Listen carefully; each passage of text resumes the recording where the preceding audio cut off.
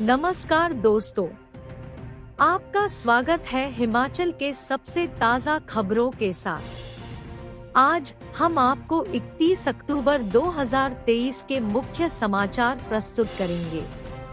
हिमाचल के विकास, पर्यटन और सामाजिक क्षेत्र की ताज़ा जानकारी के लिए हमारे चैनल को सब्सक्राइब करें और अपडेट के लिए हमें फॉलो करें। क्रिप्टो ठगी का मास्टरमाइंड गिरफ्तार, दिल्ली से दबोचा शातिर, जीरकपुर में भी छापेमारी से हड़कंप। हिमाचल प्रदेश क्रिप्टो करेंसी घोटाला की जांच में एसआईटी को बड़ी सफलता मिली है। टीम ने मामले के मास्टरमाइंड अभिषेक निवासी ऊना को दिल्ली से गिरफ्तार कर लिया है। टीम काफी समय से आरोपी की तलाश कर रही थी। पिछले दिनों आरोपी के दिल्ली में छिपे होने की सूचना मिलने पर एसआईटी ने उसे दिल्ली से गिरफ्तार किया। सोमवार को हिमाचल पुलिस के 10 कर्मचारी एसएचओ बल्हा मंडी के नेतृत्व में जीरकपुर थाने पहुंचे, जिन्होंने जीरकपुर अम्बाला रोड पर नॉर्थ पार्क बिजनेस सेंटर के नाम से चलाए जा रहे ऑफिस के सर्च वारंट पर जीरकपुर पुलिस कर्मी साथ लिया। भवन की 5वीं मंजिल पर शेर खान की आड़ में निवेश के लिए खोले गए ऑफिस से पीओएस मशीनें, फाइलें, कागज व मशीनें कब्जे में ले ली। बता दें कि हिमाचल पुलिस इस मामले में अब तक 10 आरोपियों को गिरफ्तार कर चुकी है। इस मामले में करीब 2300 करोड़ रुपए का लेन देन सामने आया है। साथ ही 400 करोड़ रुपए का बकाया बाकी है। इस मामले में पुलिस से लेकर अन्य सरकारी अधिकारी और कर्मचारी भी धोखाधड़ी के शिकार हुए हैं। जीरकपुर में भोले भाले लोगों को 6% मुनाफे का लालच देकर कंपनी में निवेश के लिए बरगलाया जा रहा है। अब स्थिति यह है कि जिन लोगों ने अपनी पूरी जिंदगी की बचत निवेश कर दी है, वे बुरी तरह फंस गए हैं। कंपनी अपने मुनाफे के अलावा मूल रकम भी नहीं लौटा रही है। जीरकपुर में फर्जी ट्रेडिंग कंपनी का एक ऐसा ही मामला सामने आया है। शिकायतकर्ता साहिल ठकराल ने आरोप लगाया है कि राजेंद्र कुमार सूद ने जीरकपुर के नॉर्थ व्यू प्लाजा में क्यूएफएक्स ट्रेडिंग लिमिटेड के नाम से एक फर्जी कंपनी खोली है। बताया जा रहा है कि सूद की पत्नी भी इस ट्रेडिंग कंपनी में शेयर धारक है। हालांकि यह कंपनी इन दिनों बंद है, लेकिन इस कंपनी में निवेश करने वाले साहिल ठकराल का कहना है कि कंपनी का मालिक कंपनी बंद करके नोएडा भाग गया है। इस कंपनी में सैकड़ों लोगों ने निवेश किया है। इस कंपनी में हिमाचल के अलावा पंजाब, हरियाणा और जम्मू कश्मीर के लोगों ने निवेश किया है।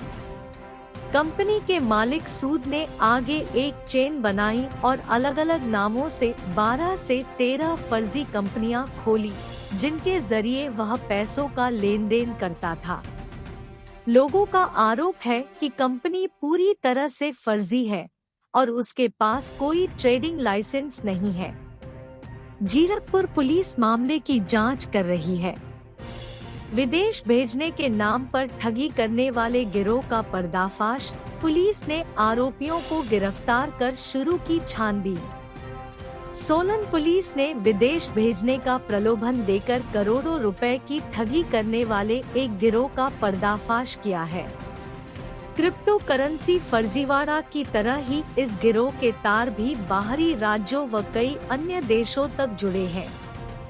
इस गिरोह ने करीब 600 लोगों से डील क्लिक कर ली थी तथा फर्जीवाड़े के मास्टरमाइंड अकेले गुरप्रीत के 2 अकाउंट से 40 लाख रुपए की ट्रांजैक्शन होने की पुष्टि भी हो चुकी है।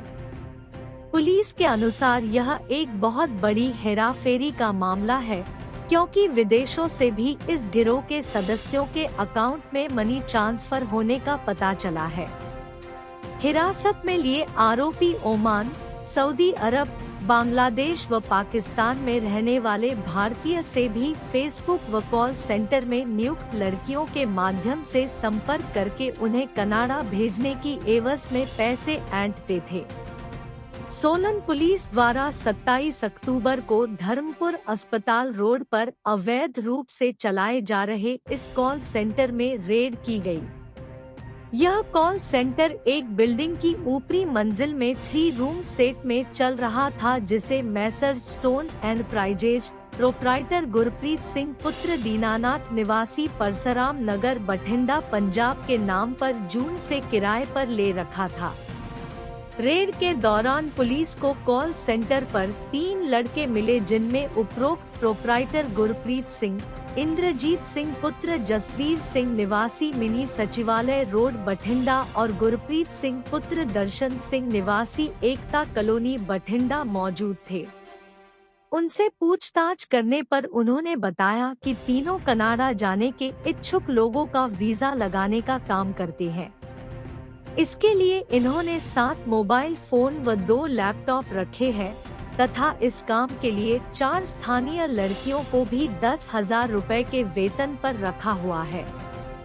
जांच में पाया गया कि इस कार्य के लिए इन्होंने सरकार द्वारा कोई मान्यता प्राप्त रजिस्ट्रेशन नहीं करवाई है तथा सफिरन कॉरपोरेशन के नाम से अपनी आईडी व ऑफिस का संचालन करते हैं। एसपी सोलन गौरव सिंह ने बताया कि आरोपियों ने हजारों लोगों से संपर्क स्थापित किया और इनके पास से बरामद की गई 5 नोटबुक्स में 600 से ज्यादा लोग ऐसे पाए गए जिनसे करोड़ों रुपए की ठगी को अंजाम दिया है, जिनके सभी दस्तावेजों का विश्लेषण किया जा रहा है।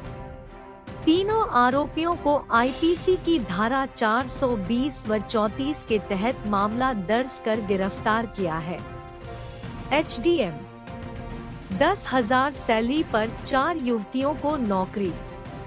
सोलन के धर्मपुर में किराए पर लिए गए 3 कमरों के सेट में इन शातिरों ने 4 लड़कियों को 10,000 मासिक वेतन पर कार्यालय में रखा था।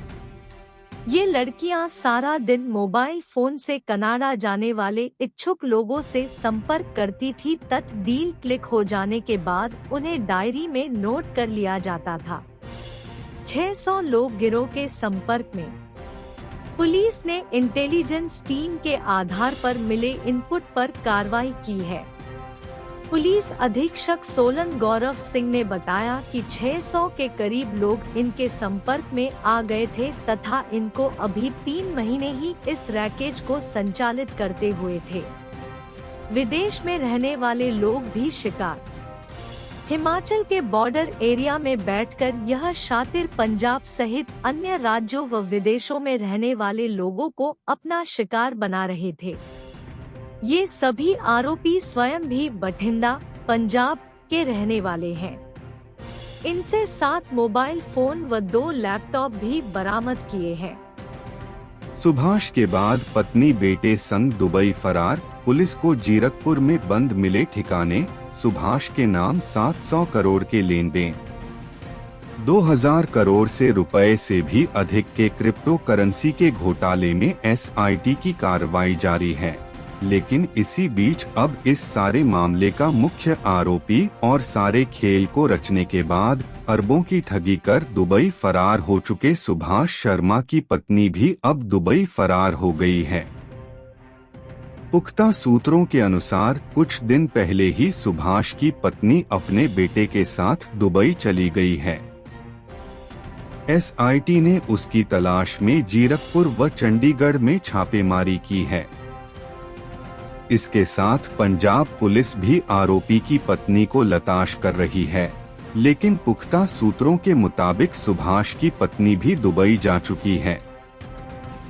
उसके पकड़ में आने के बाद एसआईटी को कई अहम जानकारियां मिलनी थीं, लेकिन जीरकपुर में एसआईटी के हाथ कुछ नहीं लगा है। हिमाचल में क्रिप्टो करेंसी घोटाले का यह मामला 2000 करोड़ से भी अधिक का पार कर सकता है।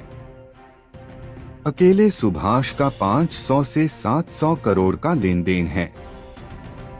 एचडीएम अभिषेक ने बनाई श्री संपन्या नाम से कंपनी। क्रिप्टो जालसाजी से जुड़े पुख्ता सूत्र बताते हैं कि ऊना के अभिषेक ने 2 वर्षों में क्रिप्टो करेंसी के फ्रॉड में अपनी टीम बहुत बड़ी बना ली थी। उसने श्री संपन्या नाम से अपनी टीम व कंपनी बना रखी थी, जिसकी कई सारी लैब थी और हर लैब में सैकड़ों लोग काम करते थे। सुभाष सुखदेव के बाद क्रिप्टो के सागर में अभिषेक को लोग बड़े लीडर के नाम से जानते थे और अभिषेक लोगों के सामने हर सेकंड पैसे कमाने के दावे भी करता था कि ये क्रिप्टो में लगाए करोड़ों रुपए रिकॉर्ड में ही नहीं, क्रिप्टो के खेल में करोड़ों रुपए का कोई रिकॉर्ड ही नहीं है। जालसाजों ने लोगों से पैसे तो वसूल किए, लेकिन उस पैसे में से भी बड़े हिस्से को जाली सॉफ्टवेयर में भी नहीं दिखाया गया और न ही आईडी बनाई गई। लोगों से ठगे गए पैसे को मुख्य आरोपी सुभाष तक पहुंचाया जाता था, लेकिन एक बहुत बड़ी राशि सुभाष तक पहुंचाई ही नहीं गई। इस पैसे को नीचे लोग हजम कर गए। यह बात स्वयं सुभाष ने भी दिल्ली मीटिंग में हिमाचल भर से आई टीम के सामने कही थी। मुसीबत आई तो हैम बनेगा संपर्क का जरिया। सरकार ने आपदा में एमेच्योर रेडियो के इस्तेमाल को दी स्वीकृति। राज्य में हाल ही में आई प्राकृतिक आपदा से हर क्षेत्र को भारी नुकसान पहुंचा है। प्राकृतिक आपदाओं और आपातकालीन स्थिति से प्रभावशाली तरीके से निपटने के लिए प्रदेश सरकार संचार के बेहतर वैकल्पिक साधन विकसित करने पर बल दे रही है। आपदा की स्थिति में जब फोन और इंटरनेट जैसी संचार सेवाएं ठप हो जाती है, तो इससे निपटने के लिए राज्य सरकार ने आपात स्थिति के दौरान वैकल्पिक संचार के लिए एक प्रभावी उपकरण के रूप में एमेच्योर रेडियो हैम को बढ़ावा देने को स्वीकृति प्रदान की है।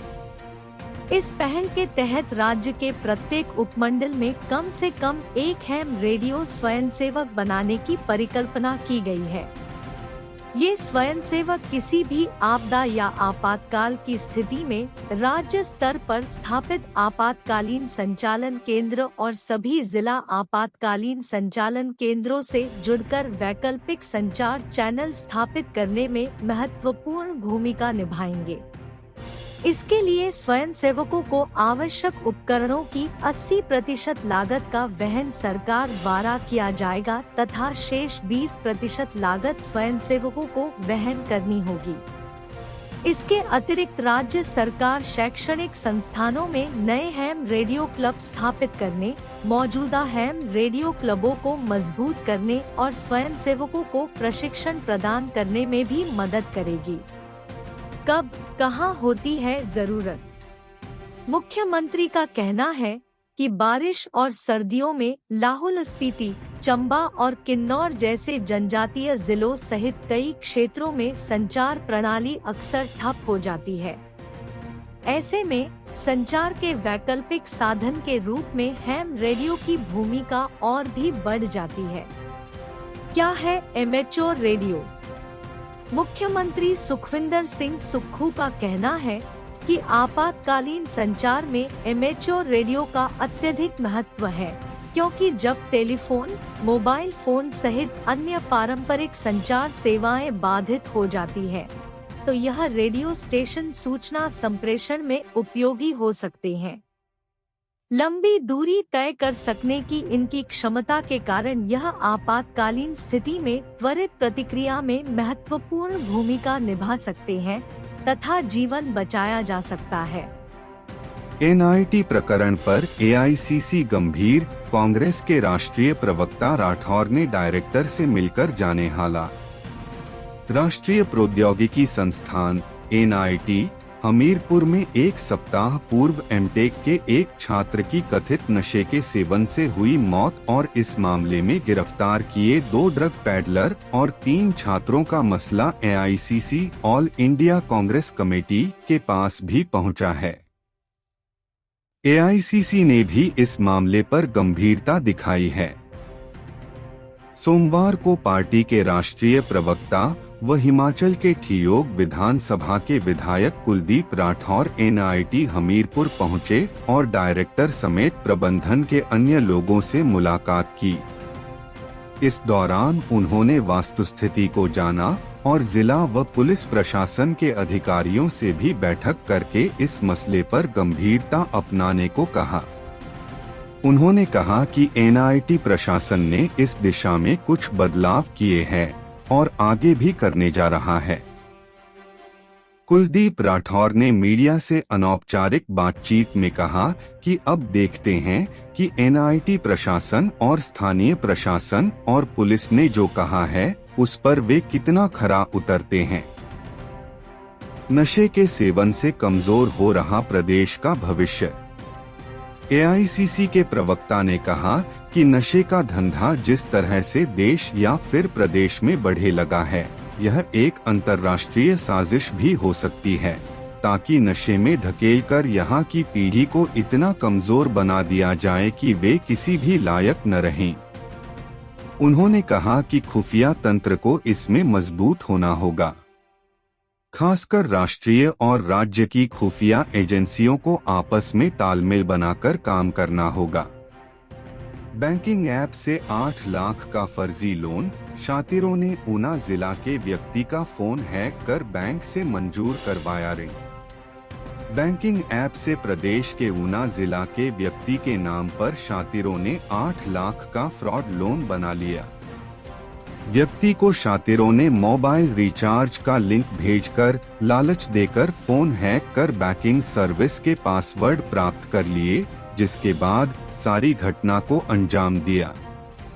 इतना ही नहीं, बैंक से 8 लाख का लोन शातिरों ने अपने पास अपने खातों में भी ले लिए, जिसमें 3-3 लाख 2 किस्तों में 6 लाख व तीसरी व अंतिम किस्त के रूप में 2 लाख शातिरों ने विड्रॉल करवा लिया।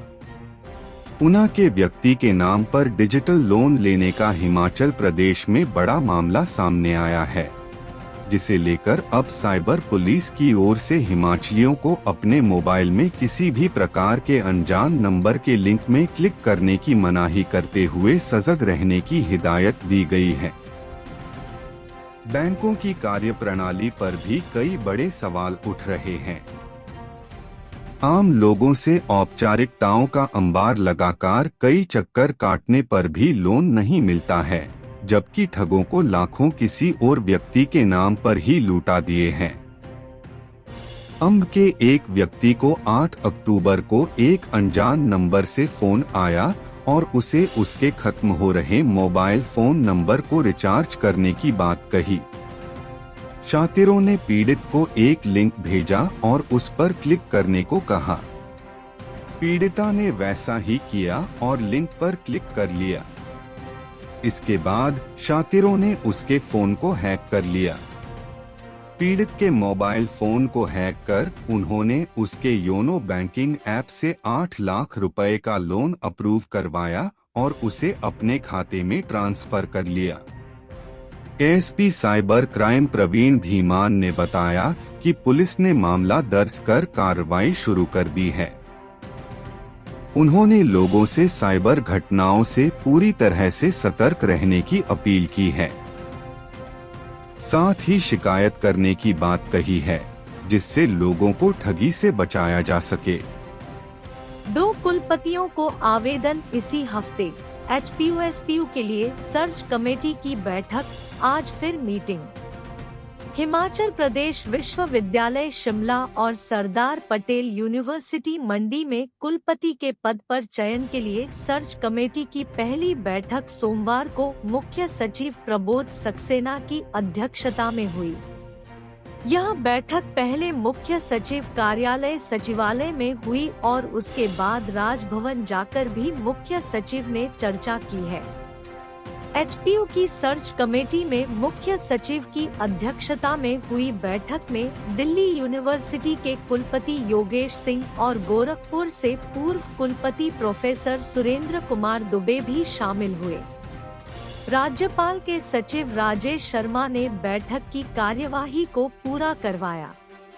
वह इस सर्च कमेटी में मेंबर सेक्रेटरी हैं। अब मंगलवार को सरदार पटेल यूनिवर्सिटी मंडी की सर्च कमेटी की बैठक मुख्य सचिव लेंगे और फिर दोनों कुलपतियों के पद एक साथ विज्ञापित किए जाएंगे। इसी हफ्ते यह विज्ञापन जारी होगा और इच्छुक व्यक्तियों से आवेदन लिए जाएंगे।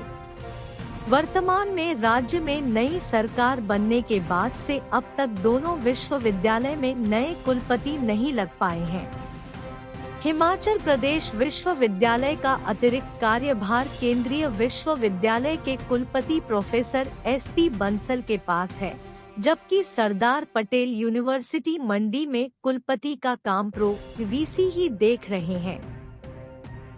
राज्य सरकार की ओर से मेंबर नॉमिनेट करने में हुई देरी के बाद गवर्नर ने खुद ही सर्च कमेटी नोटिफाई कर दी थी, लेकिन फिर राज्य सरकार के आग्रह पर ही राजभवन ने मुख्य सचिव की अध्यक्षता में सर्च कमेटी बना दी थी।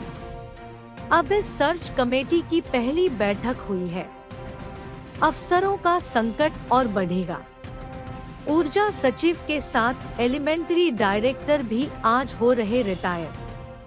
हिमाचल सरकार में सीनियर लेवल पर अधिकारियों की कमी का संकट और बढ़ रहा है। 2004 बैच के IAS अधिकारी राजीव शर्मा और प्रारंभिक शिक्षा विभाग के निदेशक घनश्याम चंद मंगलवार को रिटायर हो रहे हैं। राज्य सरकार को इन दोनों की जगह नए अधिकारियों की तैनाती करनी होगी। राजीव शर्मा वर्तमान में ऊर्जा, युवा सेवाएं एवं खेल विभाग, आयुर्वेद और प्रिंटिंग एंड स्टेशनरी विभागों के सेक्रेटरी हैं। इसके अलावा वह लोकायुक्त और ह्यूमन राइट्स कमीशन के सेक्रेटरी भी थे। साथ ही राज्य बिजली बोर्ड के अध्यक्ष का पदभार भी वह संभाल रहे हैं। ऐसे में उनका यह काम 2 या 3 सचिवों में बांटना पड़ेगा।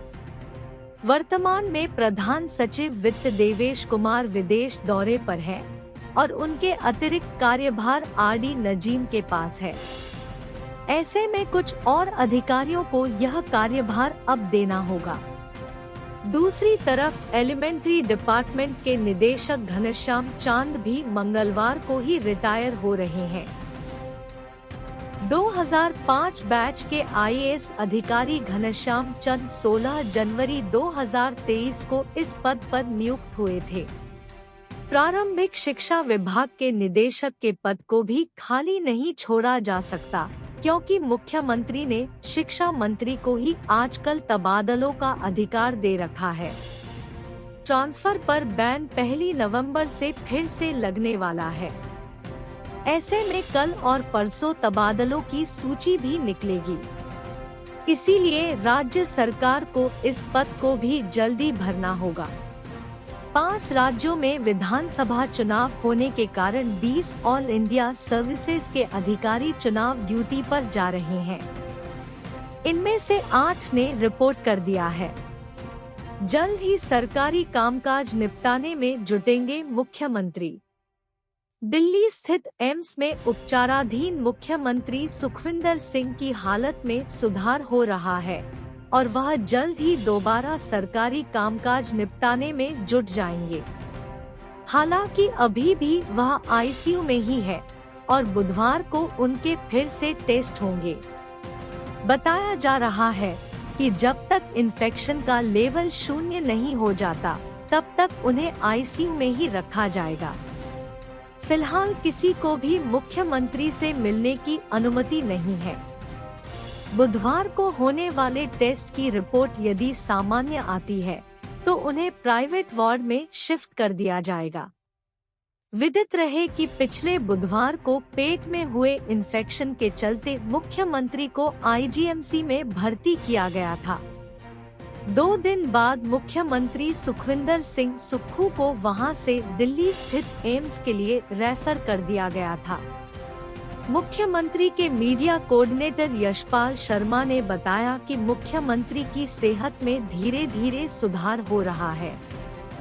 पर्यटक वाहनों पर घटेगा SRT, आज जारी हो सकती है अधिसूचना। 50% से ज्यादा कम होगा टैक्स। हिमाचल प्रदेश में बाहरी राज्यों से पर्यटकों को लेकर आने वाले वाहनों पर अब सरकार SRT यानी स्पेशल रोड टैक्स को कम करेगी। हालांकि पहले सरकार ने इसमें इजाफा किया था, लेकिन बाहरी पंजाब के टैक्सी ऑपरेटरों की लगातार मांग के बाद सरकार ने अब इसे कम करने का फैसला लिया है। एसआरटी का नया स्लैब तैयार हो चुका है।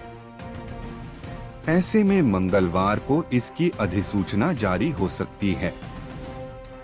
हिमाचल में बाहरी राज्यों से आने वाली टैक्सी, मैक्सी व वोल्वो बसों पर लगाए टैक्स को लेकर सरकार टैक्सी मैक्सी ऑपरेटरों को राहत प्रदान करने जा रही है। इस संबंध में सोमवार को परिवहन विभाग के उच्च अधिकारियों की बैठक हुई और टैक्स को कम करने पर फैसला लिया। वहीं इस संबंध में मंगलवार को अधिसूचना भी जारी हो सकती है। जानकारी के अनुसार यह टैक्स 50% से हो सकता है। विभाग ने बाहरी राज्यों से हिमाचल आने वाली टैक्सी वाहनों के टैक्स का नया स्लैब तैयार किया है। वहीं वोल्वो बसों पर लगाए टैक्स भी कम हो सकता है। बैठक में हुए अहम फैसलों पर सरकार की अंतिम मुहर लगनी बाकी है। इस संबंध में सरकार अधिसूचना भी जारी करेगी। बाहरी राज्यों से हिमाचल में अतिरिक्त टैक्स लगाने के बाद पंजाब के टैक्सी ऑपरेटर्स, होटल एसोसिएशन व हिमाचल की होटल एसोसिएशन प्रदेश सरकार ने लगातार मांग कर रही थी कि बाहरी राज्यों से आने वाले टैक्सी मैक्सी व वोल्वो बसों का टैक्स को कम किया जाए। अतिरिक्त टैक्स होने के चलते बाहरी राज्यों से टैक्सियों की बुकिंग भी रद्द हो रही थी। वहीं होटल मालिकों को भी नुकसान झेलना पड़ रहा था।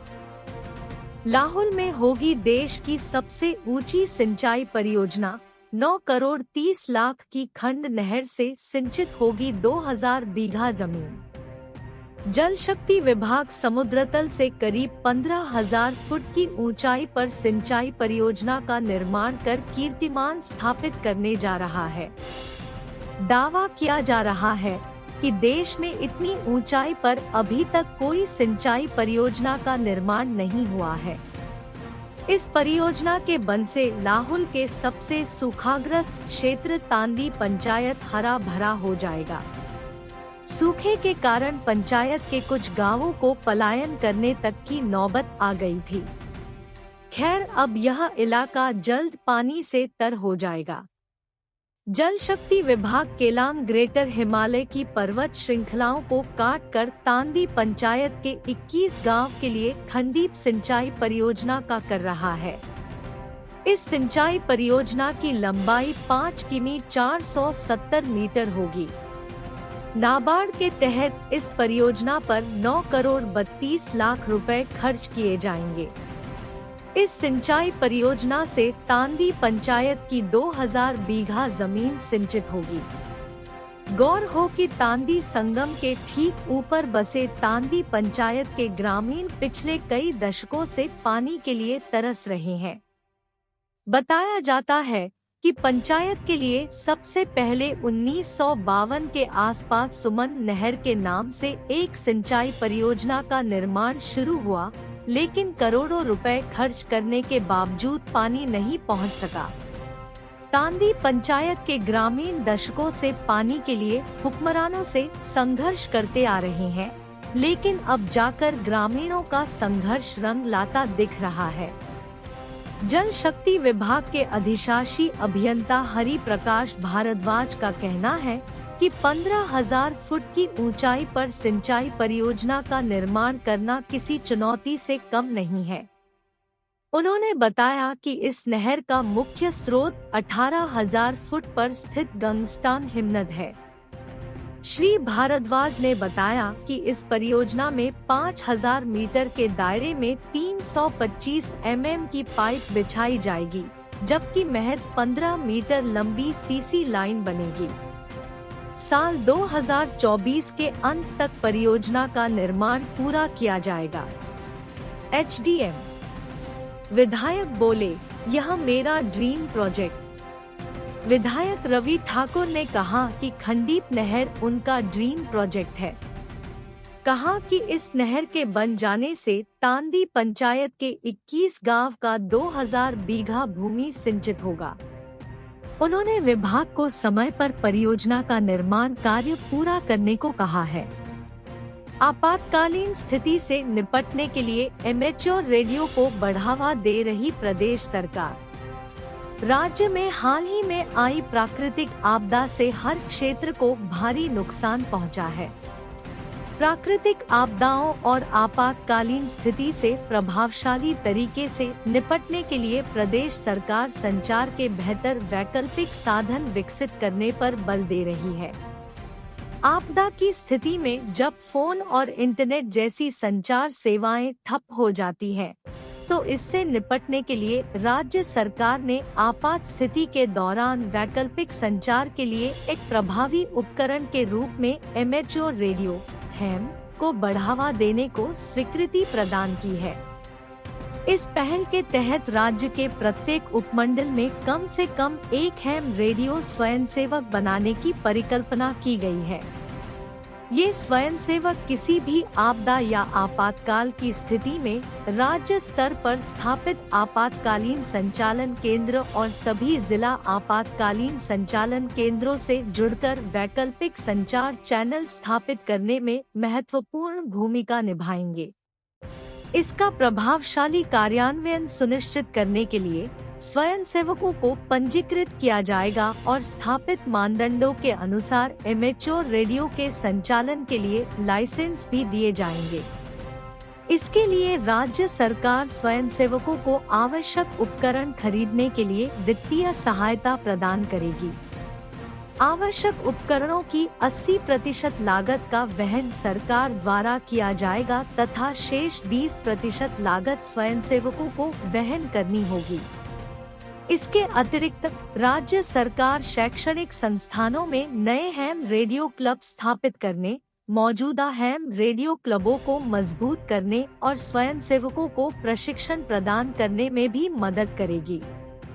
प्रशिक्षित एमेच्योर रेडियो ऑपरेटरों के कौशल का उपयोग आवश्यकता और आपात स्थिति के समय सार्वजनिक सेवा के लिए किया जा सकता है।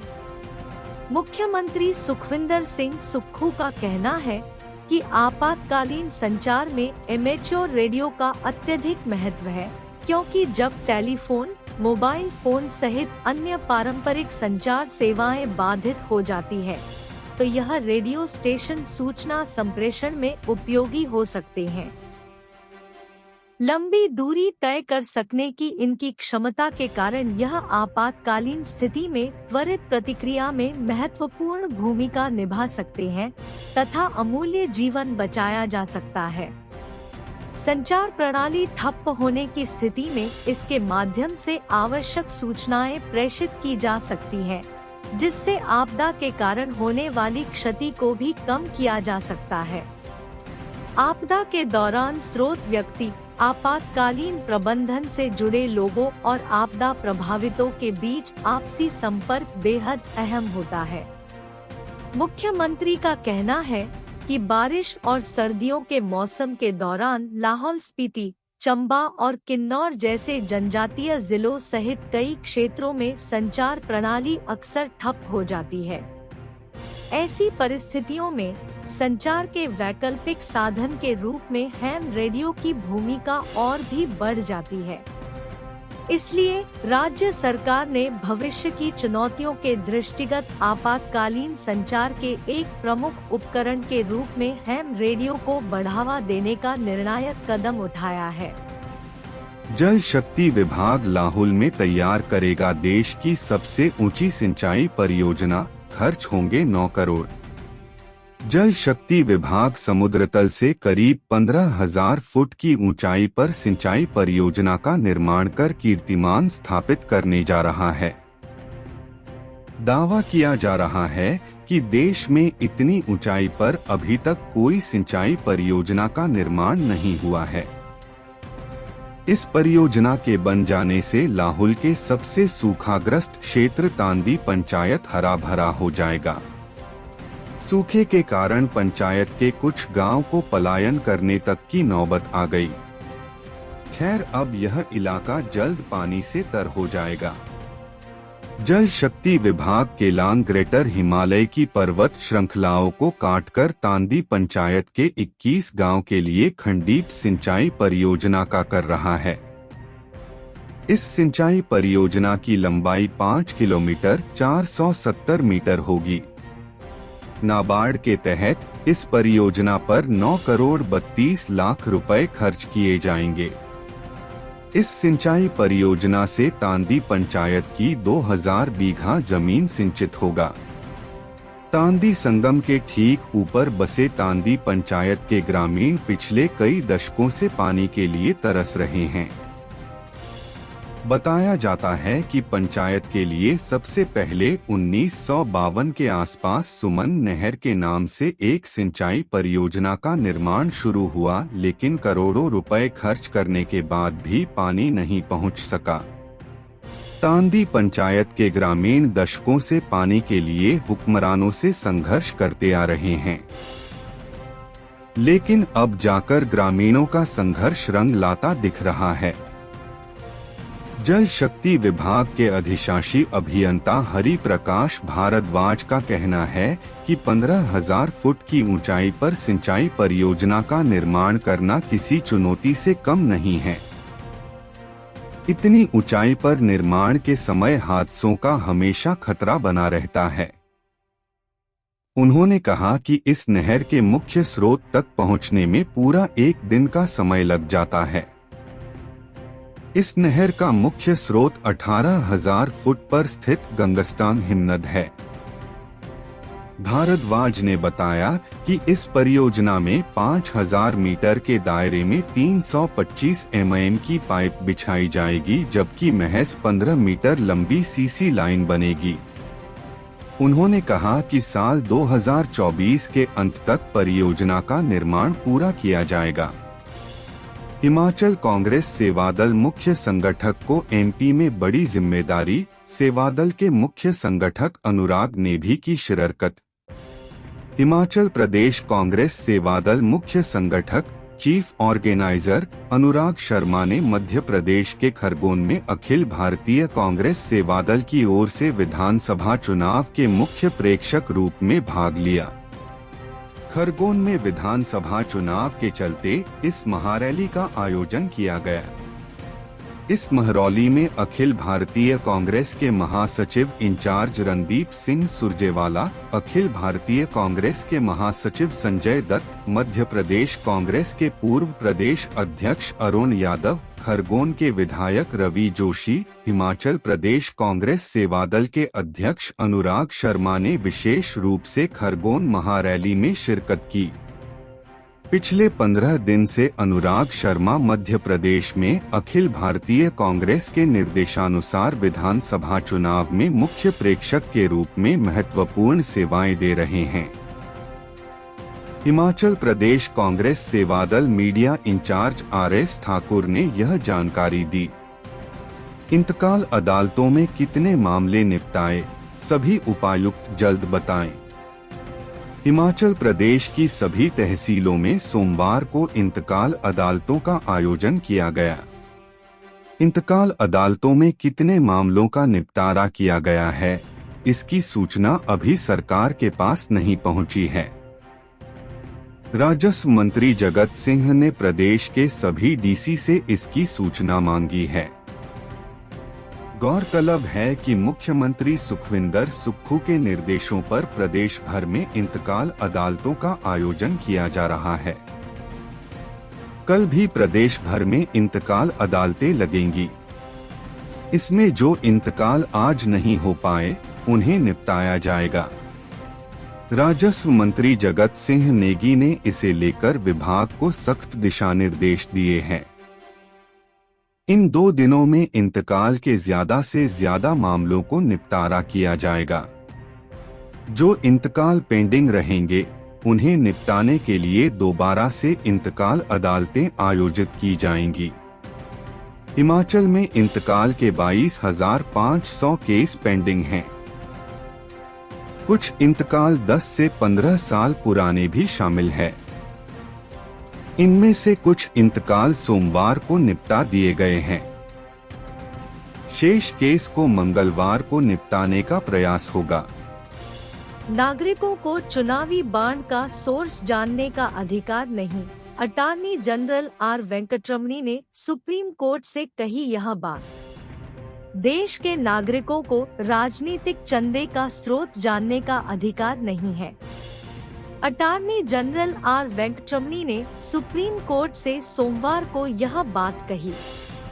उन्होंने कहा कि राजनीतिक दलों को चुनावी बॉन्ड योजना के तहत मिलने वाले धन के सोर्स के बारे में बताना सही नहीं होगा। संविधान के अनुच्छेद 19(1)(a) के तहत लोगों को इस बारे में सूचना पाने का अधिकार नहीं है।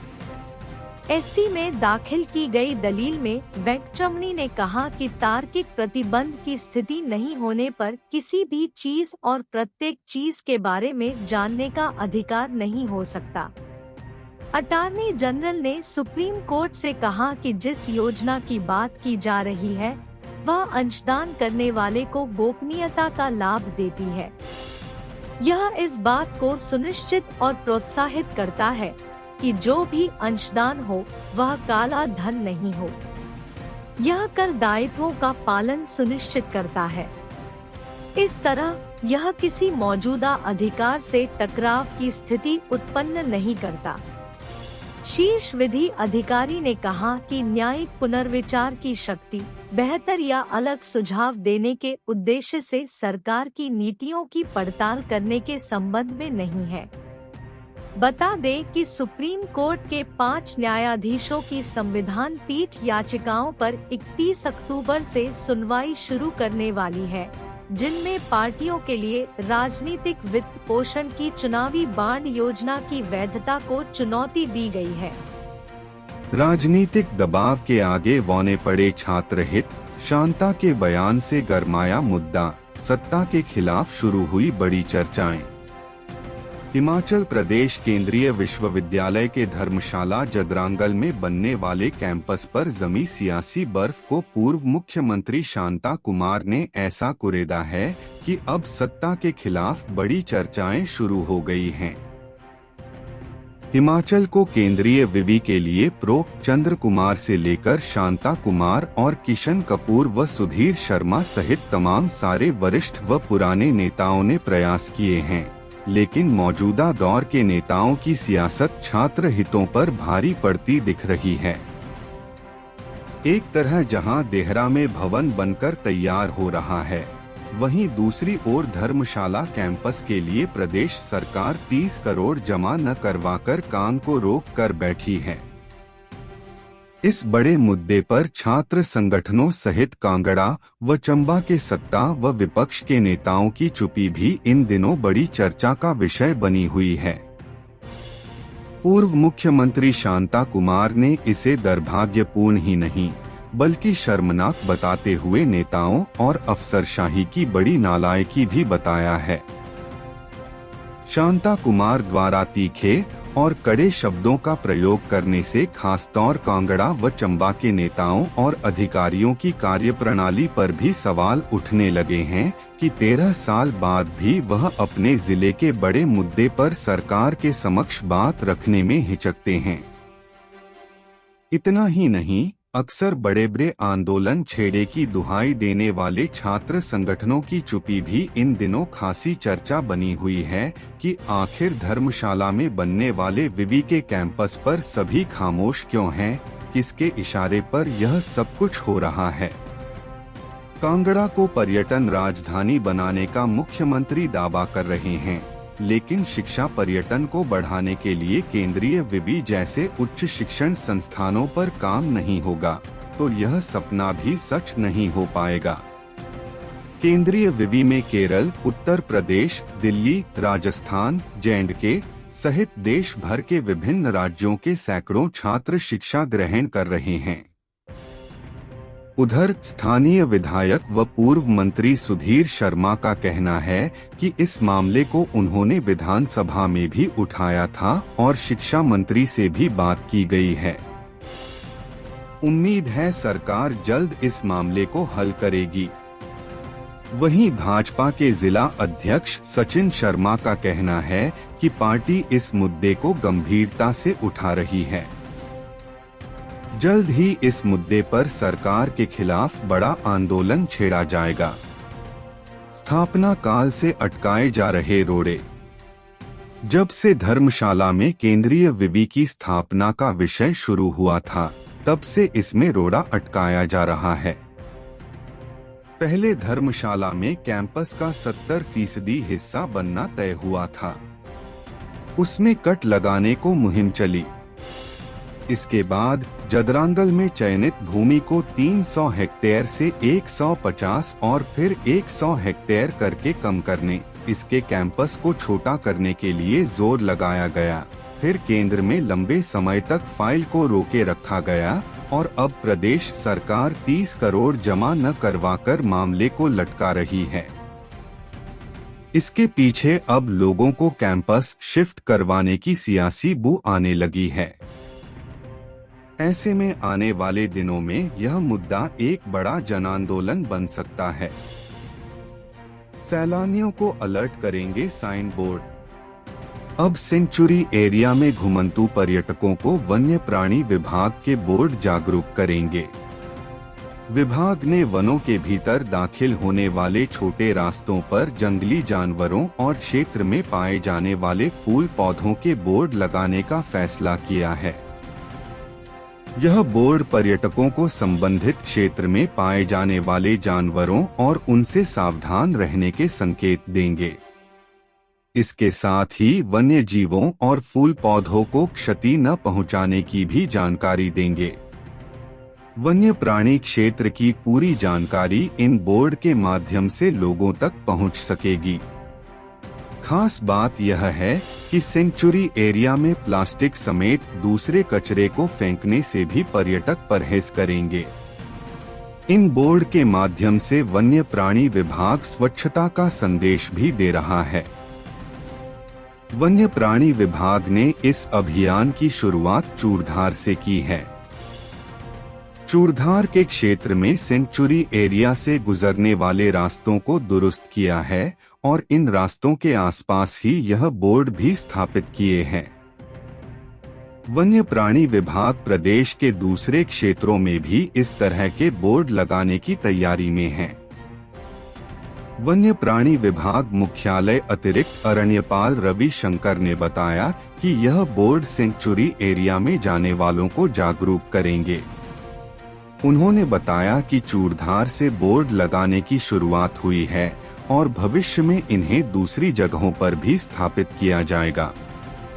इन बोर्ड पर सेंचुरी एरिया में रहने वाले जानवरों की संख्या और फोटो अंकित रहेंगे। उन्होंने बताया कि पूर्व में सेंचुरी एरिया से गुजरने वाले लोग गंदगी के ढेर छोड़कर जा रहे थे, लेकिन बोर्ड लगने के बाद उन्हें ऐसा न करने की प्रेरणा मिलेगी। बस में सवार एनआईटी के छात्र से पकड़ा नशा, पुलिस ने चरस के साथ किया गिरफ्तार। संस्थान में लगातार बढ़ रहे मामलों से हड़कंप। एक सप्ताह पूर्व सोमवार अल सुबह एमटेक के एक छात्र की कथित नशे के सेवन से हुई मौत के बाद जिला भर में नशा तस्करों और नशेड़ियों की धरपकड़ जारी है। एनआईटी घटनाक्रम के बाद पुलिस ने संस्थान के 3 छात्रों और 2 ड्रग पैडलर को गिरफ्तार किया था। उसके बाद नादौन में करीब 1.5 किलो चरस समेत 2 तस्करों को गिरफ्तार किया था। गत शनिवार को भी संस्थान के दीक्षांत समारोह के बाद एक छात्रा नशे में धुत पाई गई थी। सोमवार को संस्थान के ही एक और छात्र से बस में 18.79 ग्राम चरस बरामद की गई। छात्र ओमर जमान केरला का रहने वाला है। उसके साथ ही बस में बैठे एक अन्य युवक सचिन शर्मा निवासी गदियारा तहसील बलह जिला मंडी के कब्जे से भी 15.05 ग्राम चरस बरामद की गई। पुलिस ने दोनों मामलों में 33.84 ग्राम चरस बरामद की। दरअसल छात्र की मौत के बाद एनआईटी प्रशासन की ओर से पहली बार पुलिस को सूचित किया है और उनसे सहयोग मांगा है। जिसके चलते अब यह धरपकड़ शुरू हुई है। अन्यथा इससे पहले एनआईटी प्रबंधन अपने स्तर पर ही मामलों को सुलझाने का प्रयास करता रहा और हर घटना पर पर्दा डालता रहा, जिसका नतीजा यह हुआ कि अंदर सारा माहौल बिगड़ गया। कुछ महीने पहले रात को एनआईटी कैंपस में छात्रों के बीच होने वाली मारपीट और तेजधार हथियारों से लैस छात्रों का वीडियो वायरल हुआ था। वो मामला भी संस्थान ने अपने स्तर पर ही रफा-दफा कर दिया। इसका परिणाम है कि यहाँ हालात और बिगड़ते गए। एचडीएम संदिग्ध हालत में मिले छात्र छात्रा। रविवार को दिनदहाड़े संस्थान के ही एक पूर्व छात्र और यहाँ पढ़ रही एक छात्रा को खेतों में संदिग्ध परिस्थितियों में पकड़ा गया। जब आसपास के गांव के लोगों ने उन्हें पकड़ा तो पाया गया कि वे एनआईटी के स्टूडेंट हैं। बाद में उन्हें संस्थान के लोगों के हवाले किया गया। जानकारी है कि उसको अब हॉस्टल से सस्पेंड किया जा रहा है। महिला गार्ड की नियुक्ति करेगा संस्थान। छात्राओं की नशे आदि में संलिप्तता को देखते हुए एनआईटी प्रबंधन महिला सुरक्षा कर्मियों की भी भर्ती करने की योजना बना रहा है। ऐसे में खासा गर्ल्स हॉस्टल में महिला सुरक्षा कर्मियों को तैनात करने का खाका तैयार किया जा रहा है। बता दें कि संस्थान में मौजूदा समय में 150 से अधिक में सुरक्षा गार्ड है। बल्क ड्रग पार्क के काम में तेजी लाएं, सीएम के प्रधान सलाहकार राम सुभग के अफसरों को निर्देश। बल्क ड्रग पार्क से संबंधित सभी विकास परियोजनाओं में संबंधित विभागीय अधिकारी तीव्रता लाएं तथा निर्धारित समयावधि में पूरा करना सुनिश्चित करें, ताकि राष्ट्रीय महत्व की इस परियोजना को अति शीघ्र पूरा किया जा सके। यह निर्देश मुख्यमंत्री हिमाचल प्रदेश के प्रधान सलाहकार राम सुभग सिंह ने जिला मुख्यालय ऊना में जिला के वरिष्ठ अधिकारियों के साथ आयोजित बैठक के दौरान दिए। उन्होंने बल्क ड्रग पार्क के लिए निर्माणाधीन पेयजल योजनाओं, सड़क निर्माण कार्यों तथा विद्युत आपूर्ति के बारे में विशेष रूप से चर्चा की तथा संबंधित विभागीय अधिकारियों को आवश्यक दिशा निर्देश दिए। बैठक में जिला में बनने वाले लठियानी मंदली पुल के अलावा शिक्षा तथा स्वास्थ्य विभाग से संबंधित परियोजनाओं बारे भी विस्तृत चर्चा की गई। इससे पूर्व उन्होंने पेखुबेला में बनने वाले सोलर पावर प्रोजेक्ट स्थल का भी दौरा किया तथा एचपीसीएल के वरिष्ठ अधिकारियों से परियोजना से संबंधित विभिन्न पहलुओं बारे विस्तृत चर्चा की तथा आवश्यक दिशा निर्देश दिए। इस अवसर पर उपायुक्त ऊना राघव शर्मा, अतिरिक्त उपायुक्त ऊना महेंद्र पाल गुर्जर, हिमाचल प्रदेश पावर कारपोरेशन के निदेशक शिवम प्रताप सिंह व सहायक महाप्रबंधक विवेक वर्मा, एसडीएम ऊना विश्व मोहन देव चौहान, एसडीएम विवेक महाजन, एसडीएम बंगाना मनोज कुमार के अलावा विद्युत बोर्ड के अधीक्षण अभियंता अनिल सहगल, जल शक्ति विभाग के अधीक्षण अभियंता नरेश कुमार धीमान, लोक निर्माण विभाग के अधीक्षण अभियंता जीएस राणा सहित कई अन्य विभागों के अधिकारी भी उपस्थित थे। मेयर डिप्टी मेयर के चुनाव न करवा पाना सरकार की नाकामी, रुक गए हैं विकास कार्य, लोग परेशान। नेता प्रतिपक्ष जयराम ठाकुर ने कहा कि 2.5 साल बीत जाने के बाद नियमानुसार मेयर और डिप्टी मेयर के चुनाव होने हैं, लेकिन राज्य सरकार चुनाव नहीं करवा रही है, जिसकी वजह से 4 नगर निगमों के सारे विकास कार्य रुके हुए हैं।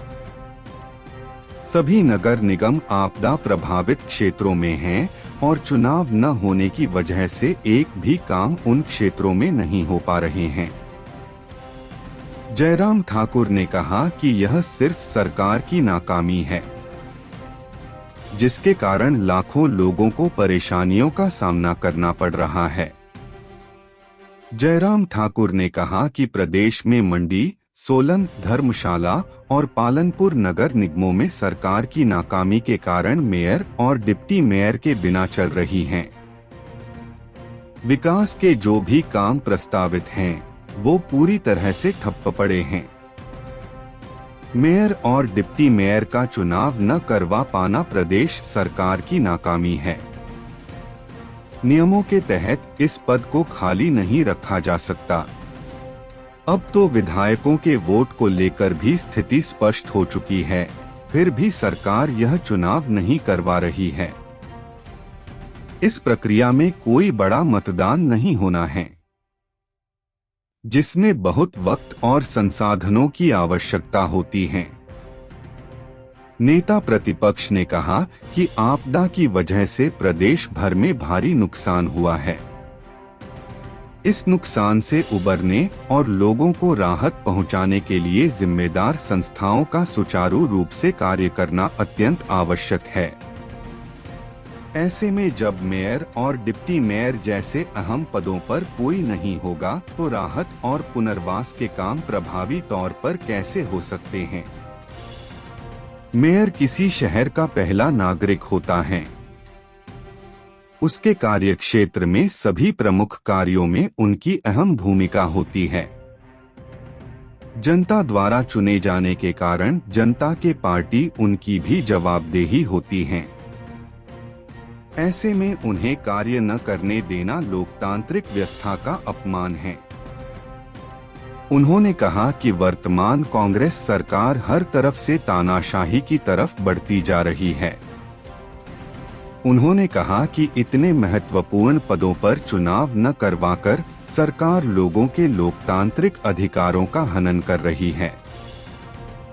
नेता प्रतिपक्ष ने कहा कि प्रदेश के 5 नगर निगम सहित 60 शहरी निकायों को जारी ग्रांट इन एड से 76 करोड़ रुपए सरकार द्वारा वापस मांग लिया है। इससे त्रासदी के बाद पुनर्वास की योजनाएं बनाने में लगे शहरी निकायों की परेशानी बढ़ गई है। उन्होंने कहा कि सरकार द्वारा जारी किए गए धन की आधी राशि वापस मांगना गलत है। सरकार द्वारा विकास के लिए जो पैसे भेजे गए थे, उस धनराशि से निर्धारित योजनाओं पर काम शुरू हो गए हैं। ऐसे में उस धनराशि को वापस मांगना हास्यास्पद है। हम अपने राज्य के विकास में योगदान देने में गर्व महसूस करते हैं और हमें उम्मीद है कि आने वाले दिनों में हमें और भी अच्छी खबरें मिलेंगी। इन खबरों को अधिक लोगों तक पहुंचाने के लिए कृपया हमारा कंटेंट साझा करें, हमारे चैनल को सब्सक्राइब करें और अपडेट के लिए हमें फॉलो करें। इसके अलावा बेझिझक अपने विचार कमेंट्स में साझा करें। आपका सहयोग हमें और भी बेहतर काम करने में मदद करेगा। धन्यवाद।